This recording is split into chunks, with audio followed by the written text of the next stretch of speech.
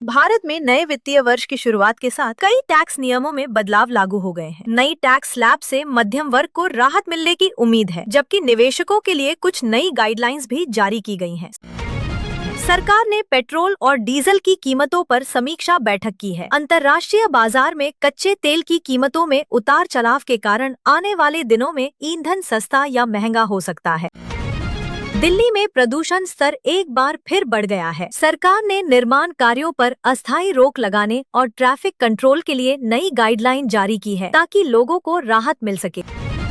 America और चीन के बीच व्यापारिक तनाव बढ़ने से वैश्विक बाजारों में गिरावट देखने को मिली है। निवेशकों में चिंता का माहौल है और इसका असर भारतीय शेयर बाजार पर भी पड़ा है। भारत में डिजिटल पेमेंट तेजी से बढ़ रहा है। यूपीआई ट्रांजैक्शन ने नया रिकॉर्ड बनाया है, जिससे कैशलेस इकोनॉमी को मजबूती मिल रही है और छोटे व्यापारियों को भी फायदा हो रहा है। रेलवे ने यात्रियों की सुविधा के लिए नई ट्रेनों की घोषणा की है। साथ ही टिकट बुकिंग सिस्टम को और आसान बनाने के लिए नया ऐप अपडेट भी जारी किया गया है। देश में गर्मी तेजी से बढ़ रही है और कई राज्यों में हीट वेव का अलर्ट जारी किया गया है। स्वास्थ्य विभाग ने लोगों को सावधानी बरतने और ज्यादा पानी पीने की सलाह दी है। भारतीय क्रिकेट टीम की नई सीरीज की तैयारी जोरों पर है। टीम चयन को लेकर चर्चाएं तेज हैं और युवा खिलाड़ियों को मौका मिलने की संभावना जताई जा रही है। सरकार ने किसानों के लिए नई योजना शुरू की है, जिसमें फसल बीमा और सब्सिडी को बढ़ाया गया है। इससे किसानों की आय बढ़ाने में मदद मिलने की उम्मीद है।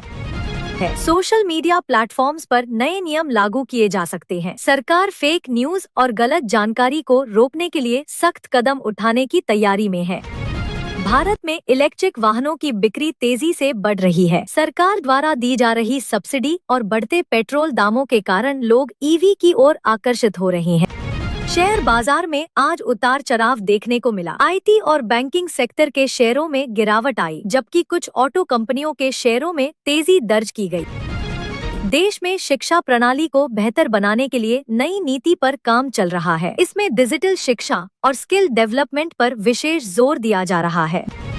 दिल्ली मुंबई एक्सप्रेसवे के नए हिस्से का उद्घाटन जल्द हो सकता है। इससे यात्रा समय में कमी आएगी और व्यापारिक गतिविधियों को बढ़ावा मिलेगा।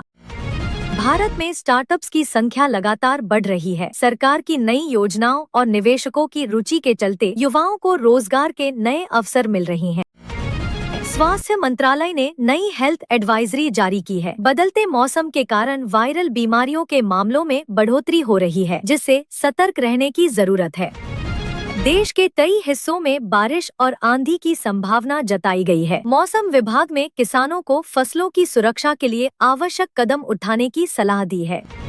भारतीय सेना ने सीमा पर सुरक्षा बढ़ा दी है। हाल ही में बड़ी गतिविधियों को देखते हुए सतर्कता बढ़ाई गई है और निगरानी तेज कर दी गई है। सरकार ने महिलाओं के लिए नई योजना लॉन्च की है, जिसमें स्वरोजगार और आर्थिक सहायता पर जोर दिया गया है, ताकि महिलाओं को आत्मनिर्भर बनाया जा सके। देश में 5G नेटवर्क का विस्तार तेजी से हो रहा है। आने वाले समय में इंटरनेट स्पीड और कनेक्टिविटी में बड़ा बदलाव देखने को मिलेगा। भारत में पर्यटन को बढ़ावा देने के लिए नई योजनाएं बनाई जा रही हैं। सरकार ने कई ऐतिहासिक स्थलों के विकास और प्रचार के लिए बजट बढ़ाया है। ऑनलाइन फ्रॉड के मामलों में वृद्धि देखी गई है। साइबर सुरक्षा एजेंसियों ने लोगों को सतर्क रहने और अनजान लिंक पर क्लिक न करने की सलाह दी है।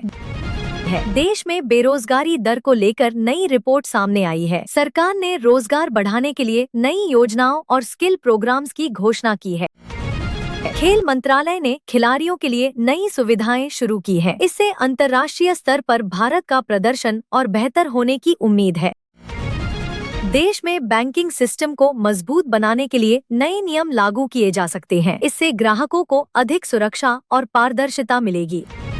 फिल्म इंडस्ट्री में कई बड़ी फिल्मों की रिलीज डेट सामने आई है। दर्शकों में उत्साह बढ़ गया है और बॉक्स ऑफिस पर अच्छी कमाई की उम्मीद है।